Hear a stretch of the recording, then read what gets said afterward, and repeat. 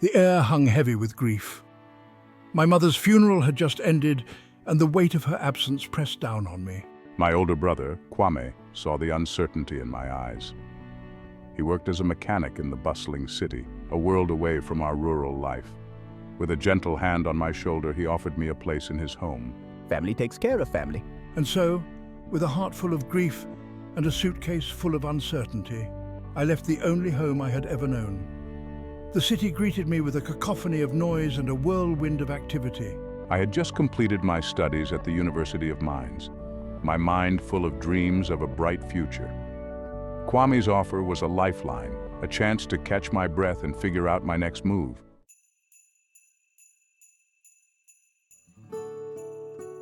Kwame's house was small, but it was filled with warmth. Abena welcomed me with open arms, her smile as comforting as a warm blanket. Life in the city was a far cry from the slow rhythms of rural life, but I was determined to repay Kwame's kindness. I took on the household chores, my hands becoming familiar with the feel of soapy water and the sizzle of onions in hot oil. Kwame never asked for anything in return, but I knew he had his own worries. The small workshop he ran barely provided enough to make ends meet. I spent my days scouring the newspapers for job openings, my heart sinking with each rejection. The competition was fierce, and my lack of experience felt like a heavy weight holding me back. Your time will come. Just keep working hard, and the right opportunity will present itself.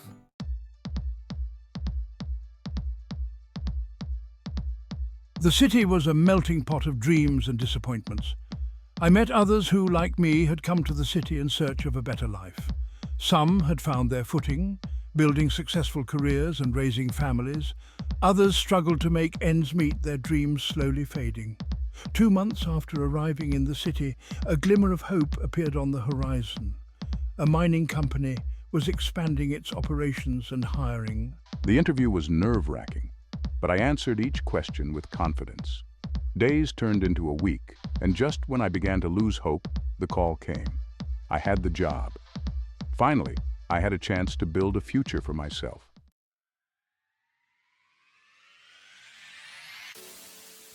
The mining job was a godsend.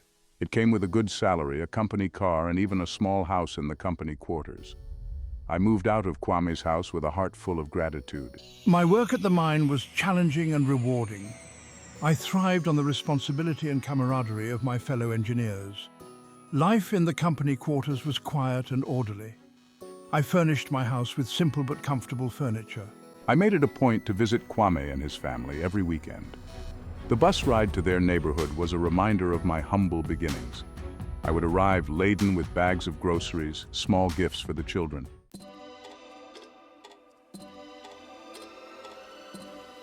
Years passed in a blur of hard work and quiet determination.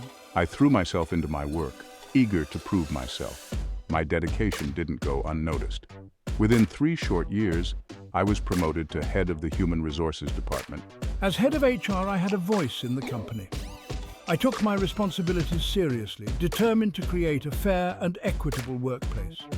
I implemented new recruitment strategies, focusing on outreach programs in local communities. I made it my mission to ensure that qualified candidates from the area were given a fair chance at employment. The influx of skilled workers benefited the mine and the local economy. It was a win-win situation, a source of immense satisfaction.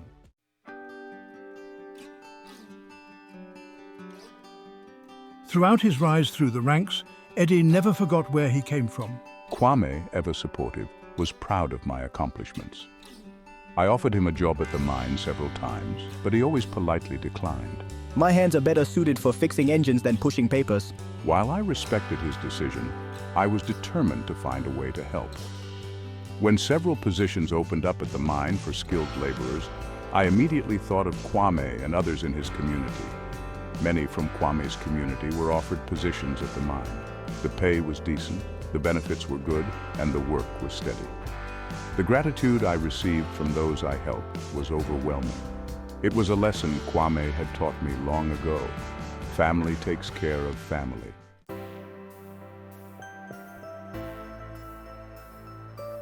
"9 years had passed since that life-changing call from the mining company. But my greatest aspiration lay beyond the walls of the mine. I yearned for a place to call my own, a home filled with warmth and laughter. I had saved diligently over the years, my frugality a source of amusement for my colleagues. Every cedi saved brought me closer to my goal. I envisioned a modest but comfortable house, a place where I could host Kwame and his family. The design was a labor of love, each room carefully planned. Finding the perfect piece of land proved more challenging. The city was expanding rapidly, swallowing up land in its wake. Just when my hope began to dwindle, Kwame offered a solution.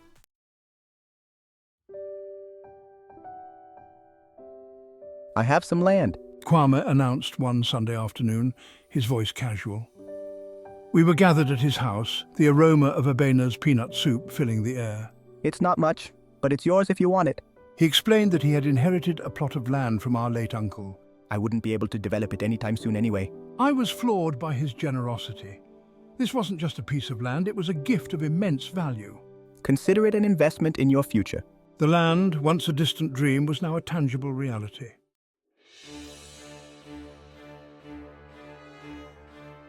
With the land secured, my excitement knew no bounds. I engaged a contractor, Kofi, who came highly recommended. Construction began in earnest, the rhythmic clang of hammers a symphony to my ears. When Jojo, a colleague, confided in me about his financial troubles, I didn't hesitate to offer help. Jojo needed funds for a business opportunity abroad. I lent him a significant sum, trusting his character. I won't let you down. With Jojo's matter settled, I turned my attention back to the construction project. Trusting Kwame implicitly, I asked him to keep an eye on things. Yet a tiny seed of doubt began to sprout in the back of my mind.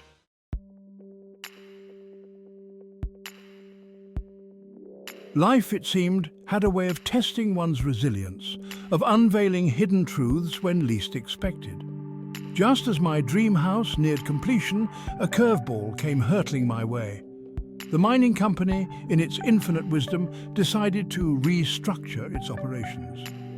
This reshuffling of the corporate chessboard resulted in my transfer to the headquarters, a move touted as a promotion, but one that felt more like a severance from the familiar. The headquarters was a world away from the mines, both literally and figuratively. Gone was the camaraderie of the engineers, the tangible satisfaction of seeing projects come to fruition. In its place was the cold efficiency of corporate offices, the endless meetings, the feeling that I was a small cog in a vast impersonal machine. It was during this period of adjustment that news reached me, shaking me to my core. The company, citing economic reasons, was downsizing. My position, deemed redundant in the new structure, was eliminated. I was offered a generous severance package, a testament to my years of service, but it was a poor substitute for the security of a job, the dignity of work. The news hit me like a physical blow, leaving me reeling, disoriented. My dream house, once a symbol of triumph, now loomed large, a potential financial burden. It was ironic, almost cruel, that my brother's generosity, his gift of land, had come at a time when I was least equipped to reciprocate. Yet even in the face of this setback, my faith in Kwame remained unshaken. He was family, my rock, the one constant in a world turned upside down. Returning to the city after my job loss was humbling. The bustling streets now mocked my misfortune. The small house felt emptier, amplifying my loneliness. The severance package was a cushion, but uncertainty loomed. I prided myself on overcoming challenges, but this was different. A test of character unlike any before. I decided to secure the house title deeds. Kwame's reassurances were no longer enough. It was time to make things official. Eddie's request unsettled Kwame. He became evasive, impatient, mumbled about delays, missing paperwork. His excuses fueled Eddie's doubt. Whispers began to reach me, chilling me to the bone. Neighbors offered knowing glances, veiled insinuations. Your brother's sons are ambitious, they'd say. Or Kwame knows how to play his cards right. These comments cast a dark shadow over my relationship with my brother. The more Eddie tried to ignore the whispers, the louder they became, echoing in the silence of his lonely nights. He couldn't shake off the nagging feeling that something was amiss. One evening, unable to bear the weight of suspicion any longer, I decided to confront Kwame. I traveled to his house, my heart pounding with a mixture of dread and anger. And then I heard it. "We'll have that house soon," he was saying, his words punctuated by a self-satisfied chuckle. "Uncle's lost his job, you know. He'll have no choice but to sell it back to us." The words hit Eddie like a physical blow, sucking the air from his lungs.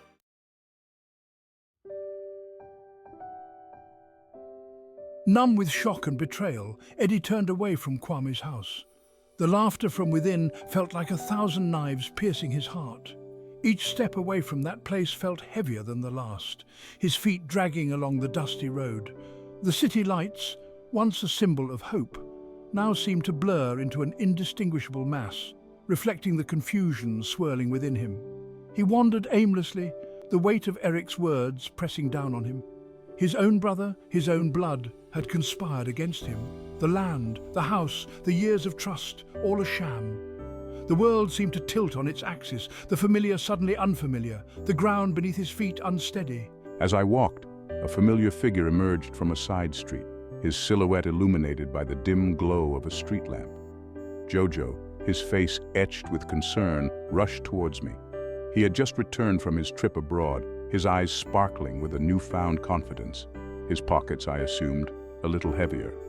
He greeted me warmly, but his smile quickly faded as he saw the look of despair on my face. "What's wrong?" he asked, his voice laced with genuine concern. The words tumbled out of me, a torrent of anger, hurt, and disbelief. I told him about Kwame, about the land, about Eric's damning words. Jojo listened patiently, his expression a mixture of shock and anger. When Eddie finished, Jojo placed a reassuring hand on his shoulder. "I'm so sorry," he said, his voice filled with empathy. "I can't believe your own brother would do this to you."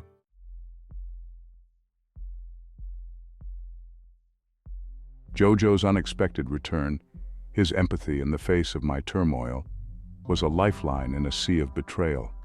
He insisted I join him for a drink, a chance to unwind, to share the burden that felt so heavy on my heart. We found a quiet bar, tucked away in a side street, a world away from the noise and chaos of the city. Over bottles of cold beer, I poured out my heart to Jojo. He listened patiently, offering words of comfort and encouragement. He told Eddie about his own journey, the challenges he had faced, the resilience he had found within himself. His words, though simple, resonated with me. He reminded me that life was full of unexpected twists and turns, that even in the darkest of times there was always hope. Jojo, true to his word, had returned from his trip abroad with more than just stories and souvenirs. He had a plan, a vision of a better future, and he wanted Eddie to be a part of it. He spoke of opportunities abroad, of a chance to start afresh, to leave behind the pain and betrayal that clung to me like a shroud. His offer was tempting, a glimmer of light in the darkness that had enveloped my life. But a part of me hesitated. Could I really turn my back on everything I had worked for, on my home, on the fight for justice that now burned within me?